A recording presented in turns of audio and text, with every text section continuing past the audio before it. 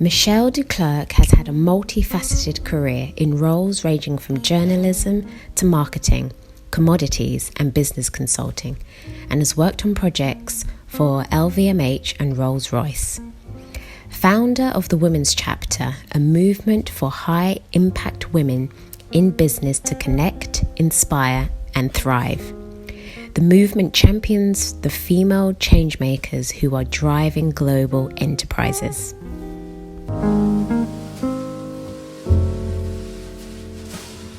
I would have to say the birth of my twin daughters was a really pivotal moment in my career.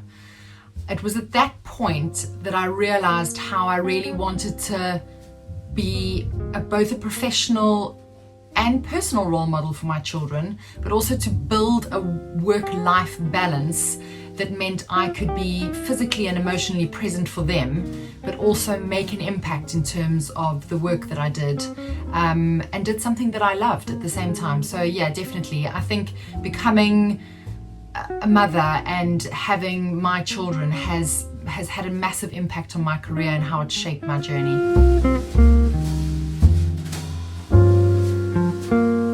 I've had a very varied career.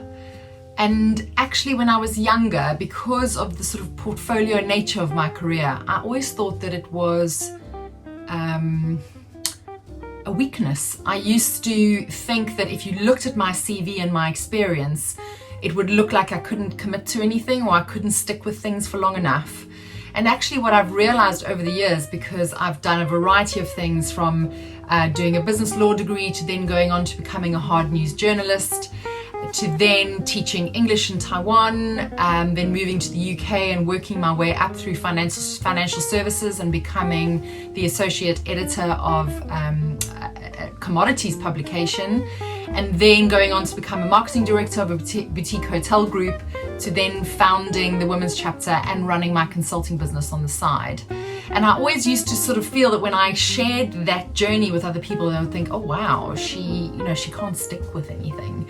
But actually what I've realized is all of those experiences and everything that I've learned along the way has really paid into giving me a skill set that has allowed me to run my own business. Because with many of you who know, when you run your own business, you are everything at a certain stage in your business. You are accounting, you're HR, you are content, you're marketing.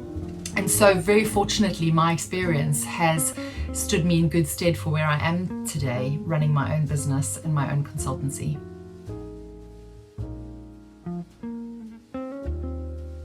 So in addition to having my daughters, other pivotal moments in my career where I felt a massive shift would definitely, one of them would have been being made redundant from my hotel job. I came back from maternity leave to a completely restructured team. In fact, my team had been made redundant while I was on maternity leave, and I came back to a role that wasn't mine. And so for the first time actually in my career, I was stuck in a back-end office job with no client-facing interaction and really no kind of stimulation, and I was absolutely miserable. And I remember sitting there thinking, on top of having all of these doubts around and imposter syndrome around coming back from maternity leave and feeling like I didn't know what I was doing, I had come back to a completely new job which wasn't my own and wasn't what I wanted to do or what inspired me. So that was a pivotal moment for me in terms of I realized I needed to get myself out there. I needed to find stimulation and inspiration and find ways to make this work, because I felt like I was stuck.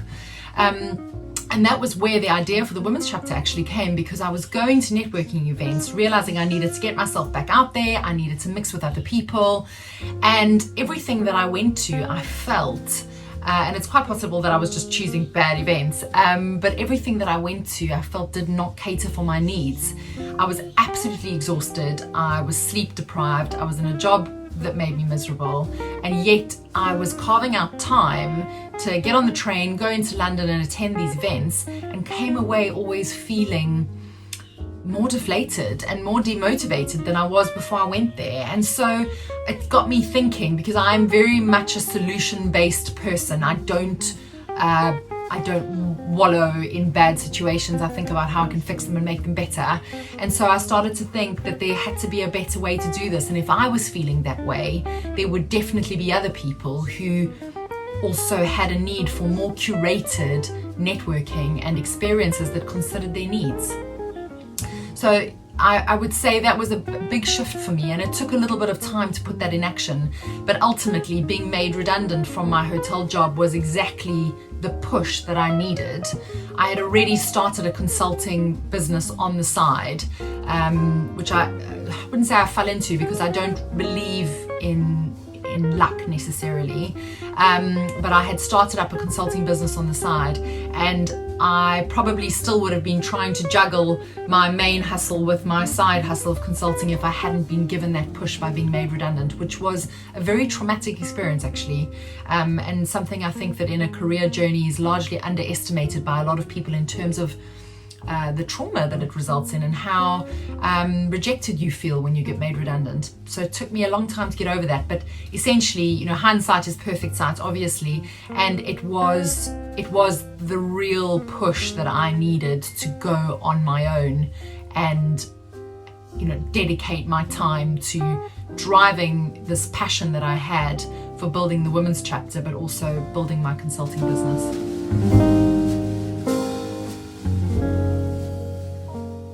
The women's chapter has evolved over the last 7 years from starting out as being that need or gap in the market that I felt I needed to fill, or the problem I needed to solve, which is how the majority of businesses are born, to becoming something. And I never wanted it to be about me. I think it's really important that this was never a way for me to be profiled, and I know there are a lot of women that really struggle with the whole personal brand piece. I've got better at embracing that, but I always had this vision for the women's chapter to be something that was supported and sustained and grew organically as a result of all of the women that were part of it, rather than there being one person that was kind of driving the direction. And so it started as very much being an opportunity to create these niche curated networking experiences of bringing together like-minded women who were true peers for one another, where they could use each other as sounding boards. They could connect, they could really, under sort of in a Chatham House rules setting, share ideas and thought leadership with each other. But what we were doing in the very beginning was very much, they were small gatherings, 12 to 20 people, and largely they were sponsored by a brand, which was how I was able to spend the time creating them. And that happened on a very word by mouth, organic type basis as well. So I started to sort of feel uncomfortable that what we were doing was really amazing, but for a handful of people. And so I wanted to be able to extend this amazing connectivity that we were generating to people that really needed it, to women like me who wouldn't have necessarily been invited to a private client event with luxury brands, but where actually I really could have benefited from what was coming out of those and building a network of really amazing like-minded women who I could contribute to, but also where I could benefit from their expertise. So we've changed the way that we've operated from being very kind of small and exclusive in that sense to opening up to making what we were offering those small groups of women to a much broader audience. And so we are still an application only platform, but that's really to make sure that we maintain that level of reciprocity, and where the people that come into our community are able to really serve and help each other, and that it's done in that spirit of really supporting one another's business journeys, but also our personal journeys. And so where we are today now is we had to, obviously, as a result of COVID, pivot quite quickly, because I think what had happened was we'd very much become an events business where we were just running women's events. And I realized that when we were always constrained by these physical, in real life meetups, we were never going to grow and scale and reach more women and share what we were creating with more people. So I, 2 years ago, launched a digital platform for the women's chapter, and the idea was that we could then have a digital home. And as part of that, my big mission was to create a platform where we could really showcase women-led business. I am incredibly passionate about supporting businesses that have a female founder or a woman at the helm. I am really bought into and passionate about the idea of becoming part of one another's stories, and the way that we can do that is to use the power of our purses to support one another. So I wanted to create a showcase for that, a platform. We'd been doing them in a physical sense as part of our events. We'd been doing women-led brand showcases, and again I felt stifled by this kind of the limit of what we could do. So the idea with our digital platform was to take all of our resources online, to allow the members to connect with one another, to have a place where we could advertise our events, but also where we could really tell the stories of the women-led brands in our community, so that we could keep inciting that connection between our community and between the women-led brands. And really that's where we are today. Obviously with COVID we had to suspend our in-person events, and we've launched a very active event schedule where we run online events, Instagram lives. All of the events are recorded, and I'm loving the format of that. I love the idea that we can produce content that can reach so many more women beyond the bounds of the UK. We've been having women from all over the world attending our events, which is really, really exciting. But it also means we can do them more often. So the stage that we are at now, and I certainly don't ever, I don't believe in stopping. We can always be doing things better. We can always be evolving. Is that we will have a really comprehensive online event schedule. We'll continue to keep building our membership.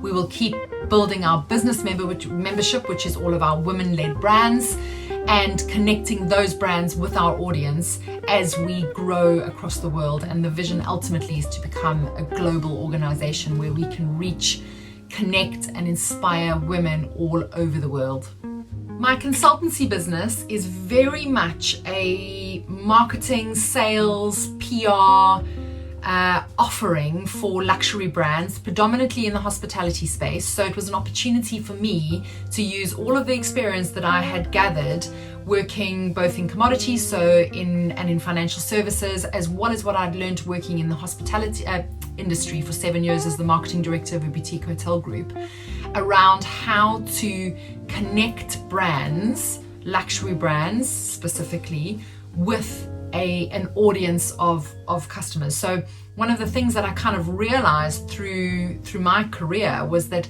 brands struggle to really connect and forge relationships and build an engaged direct consumer base. That is obviously really helped by social media now. At that time when I started out in hospitality 12 years ago, social media wasn't as prominent then in terms of being able to build an audience, and we used to rely on in-person events and really physically bringing our clients together to have an opportunity to engage them. So there are many more channels now around how to engage clients, but a key part of how my consulting business works with the women's chapter is actually in the way that we develop the business memberships for our women-led collective, which are all of the brands that are part of our business membership, or all of the women-led brands in our community, is that I took a consulting approach to that, because I realized that there were all of these incredible brands who didn't necessarily have £3,000 a month for a PR company, and they didn't have the resources to hire someone to specifically be doing business development for them or community management, as well as marketing, accounting, HR, all of those things on top of that they were bootstrapping. So they needed to have a level of support that gave them a little bit of everything to help them grow their businesses. And that's really important when you're looking to fundraise as well, because obviously before you can go out looking for investment, whether that be from angel investors or institutional investors, you need to have a viable, proven product or service. You need to have a client base. You need to have people that actually buy your product and service. And you need to preferably be cash positive, or at least breaking even, or have very good projections. And so what I thought about what we could offer our community, and I really took a consulting approach to that and thought, okay, many of these businesses wouldn't be able to afford my consulting services or my day rate, but how could I curate something that would give them a little bit of everything? So it would give them a bit of exposure, it would give them some PR, an opportunity to talk about their stories on a different platform from their own, but where we could signpost back to their own websites, their own platforms, so that we could help them grow their engagement. We had an opportunity then also to connect them with a new audience, and in our case, it's in an audience of women who are really engaged and passionate about supporting other women. So it was a way for us to bring together our business community and our women's chapter community members, connect them and give them an opportunity to showcase their product and service to new clients and build those people into their communities. So, you know, the way that I work from a consulting basis, and I think it's one of the advantages actually, that when I'm thinking about, or I come across a new project or a new way of doing things for my consulting clients, that I'm able to think about how I can apply that to the women's chapter and how the brands in the community there could benefit from something that I'm doing in the consulting space, or a project that I'm working on with specific clients, and an approach that we've taken.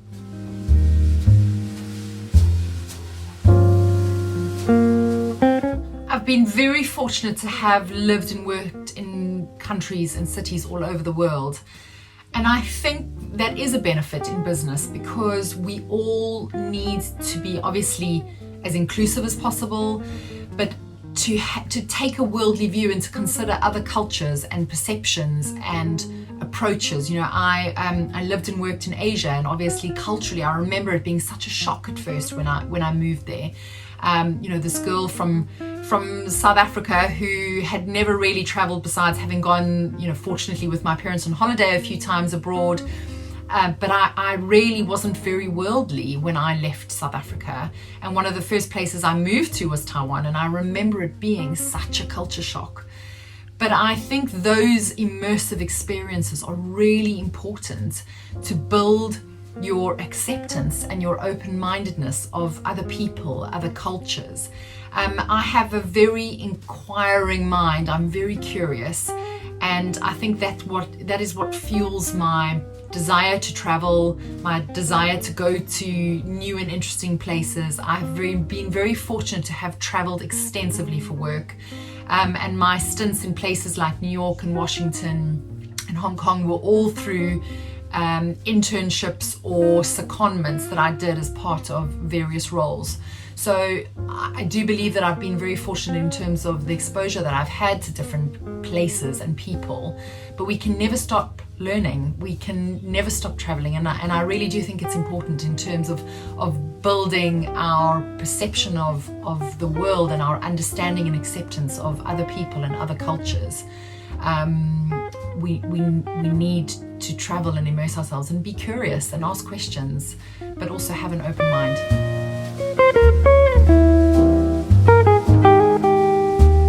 Managing work-life balance is difficult, so I certainly do not have the answers. I think it is something that's a work in progress always.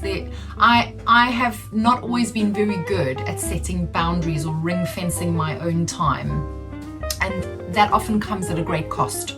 So I think one of the main reasons that you do need to maintain a healthy work-life balance, so that you can really be kind of physically and mentally present for your family, but also to carve out time for self-care, which is really important. And I think that that's a key element of work-life balance, is you need to have time to yourself, especially when you have a high-pressured career job or you're running a business. You need time to decompress and to think and to process.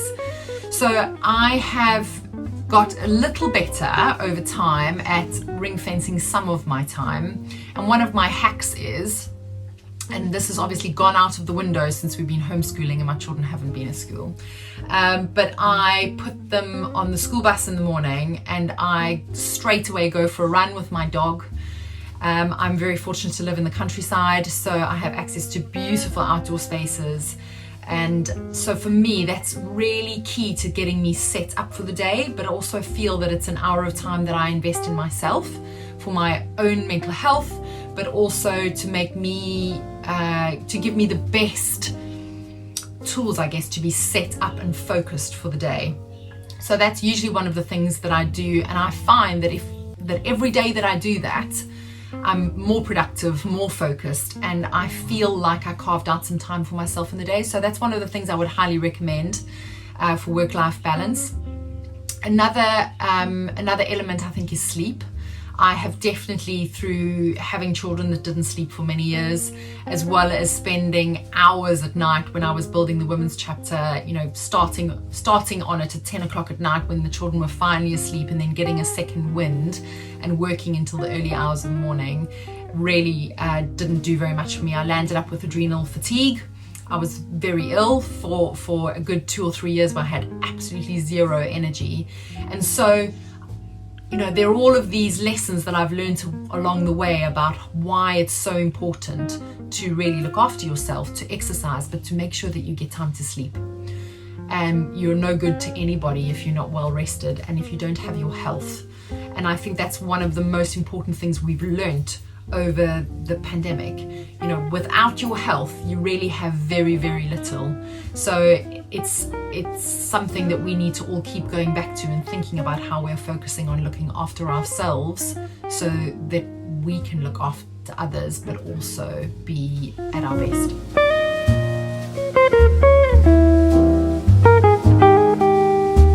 If I had to describe my personal style, it would depend on whether or not I was working from home, or I was headed into London for a day of meetings, or I was running an event.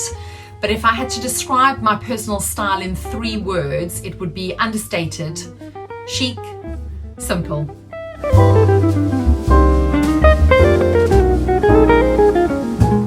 Personal style is very important, not only because, unfortunately, first impressions do last and they do count, but also because I believe you should really be comfortable in your own skin. And you should be comfortable with what you're wearing, and how you dress and the style that you adopt should really reflect who you are and how you feel most comfortable, because confidence is such a key part of style. And so if you're wearing something that you're not comfortable in, that's going to be eroding your confidence and how you're coming across and presenting yourself.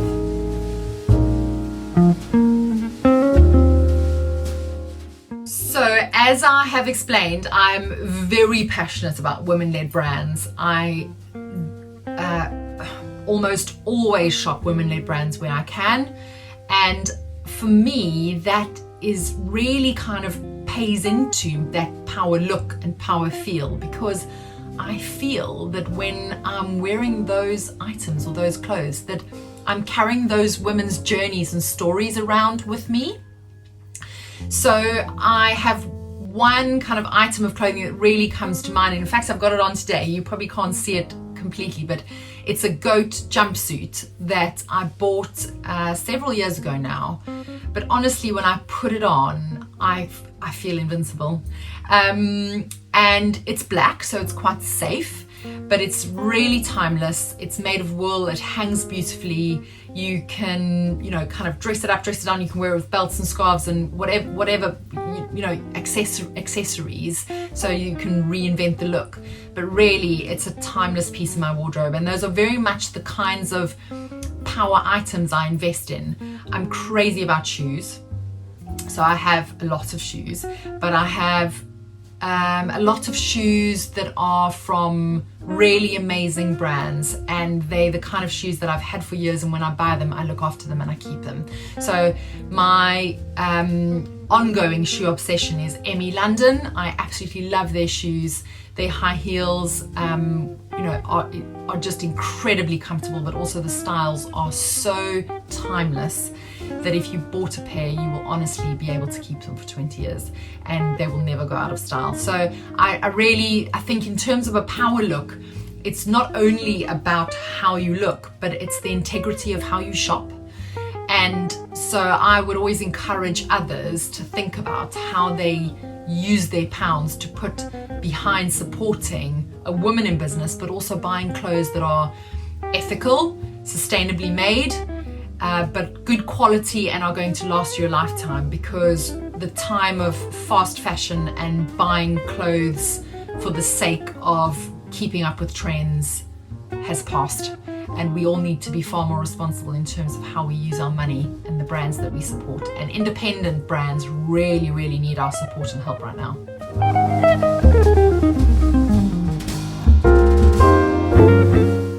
Black is definitely a power color for me, but it's also a color that I've hid behind a lot in the past. And I think when there have been times where I haven't felt as confident, black has been very much my go-to. I try not to wear as much black anymore because I really do love wearing color. So my other two colors would definitely be a bright pink. I have a couple of dresses in that and some blouses and jumpers that when I wear those I just feel fantastic, and they really make me feel alive. But I also love red, as you can see from my lipstick. And actually that's another thing makeup wise, that I've always shied away from a bold lip, and I'm getting better and better at doing that, because I think when you put on a bright lipstick it just changes how you feel, and you can immediately feel like you're kind of, even if you've just got jeans and sneakers on, that you are ready to take on the world if you've got a bold lip. So black, pink and red I would say are my power colors.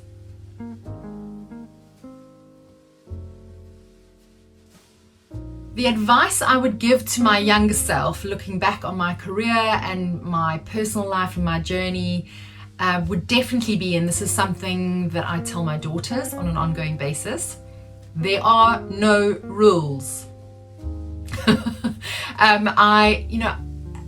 I'm 43 years old, and it's taken me a long time to realize that actually there are no rules. And every time you think there is a rule about something, take a step back, question if there is really a rule, and if there is, who made the rule, and what authority did that person have to make the rule. And I'm not talking about legal constraints, obviously, or laws. I'm talking about social norms. I'm talking about all of the things that we are raised to believe make us a good girl. I really feel very passionate about, and certainly since I've got older and I've realized this, that we do need to question all of these good girl rules, or all of the things we think we're supposed to do. Take a step back and ask yourself, who said that? Who made up the rule? And what authority do they have? And you'll very quickly realize that there are very few rules about how we can live our lives and the choices that we can make.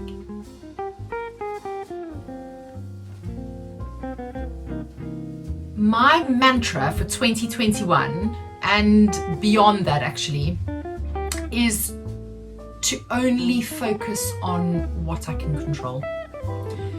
It's something that there've been a series of personal experiences in my life that have helped me to realize that when you are going through a difficult period, you are experiencing a trauma, you are experiencing grief, that the only way you can survive, build, maintain your resilience is to focus on what you can control. And there's a huge sense of relief that comes from that. Because if you take a step back and think, I've got this big thing going on in my life, if you kind of break it up and you look at what elements of that big thing you really can control, you will find that it's a lot more manageable. And it's a lot easier to move forward from bad experiences if you think about which elements of those experiences you can control. And I think with everything that we have gone through in terms of the pandemic as a society, as a world, one of the key things along this is to think about what we can control. We can't control COVID, we can do our bit. And as communities, we've all had to learn that we've needed to really think about how our behavior impacts others. But at the end of the day, all we can do is just think about what we can do, what part we can play to control a situation. And sometimes there are things you can't control and you have to let them go and you've got to walk away from them.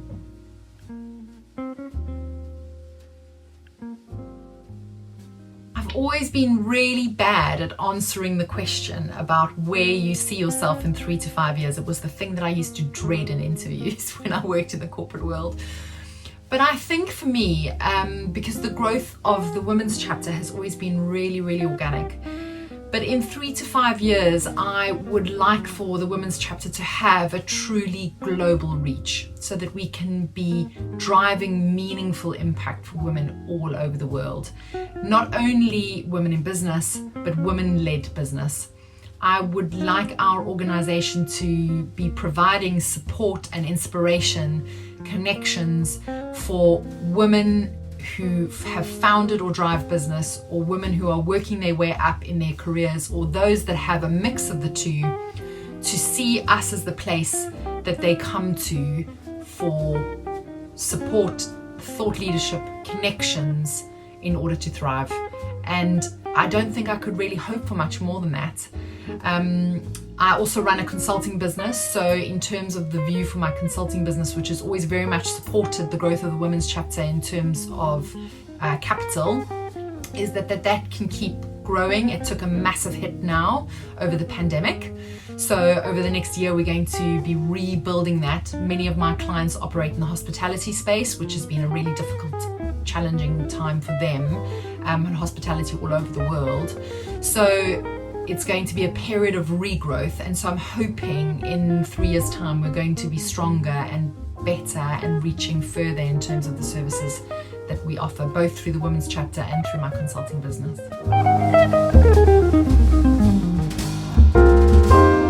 If international travel is allowed, I will get on a plane and fly out to South Africa and give my mother a hug.